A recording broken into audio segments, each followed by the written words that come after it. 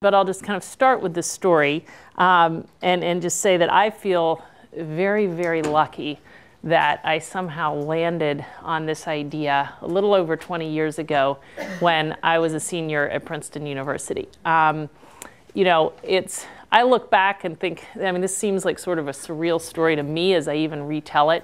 But what brought me to this was a couple of things coming together.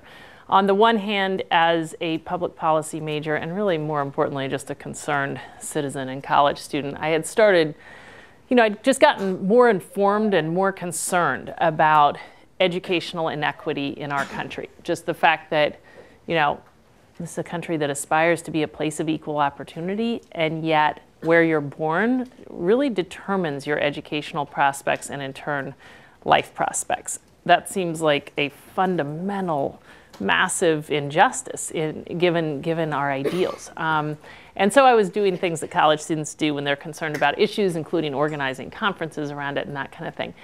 At the same time, our generation at the time was called the me generation. That was the label. We supposedly just all wanted to go work on Wall Street and work for management consulting firms.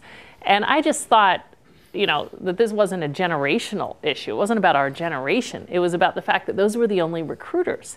And I think that's great if that's what you really want to do.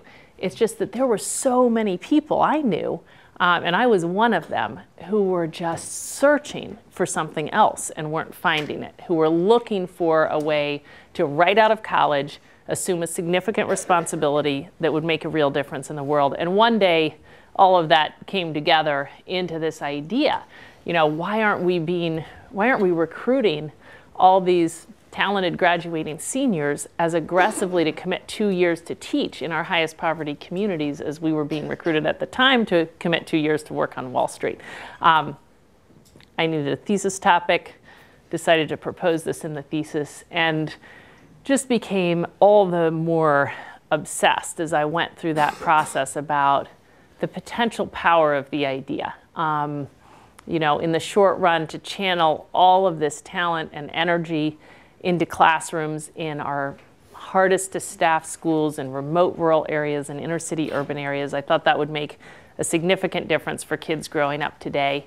And at the same time, I thought, how powerful would it be in the kind of overall consciousness and priorities of our country to have our future leaders have their first experience be teaching in low-income communities instead of working on Wall Street. So it was just clearly an idea whose time had come.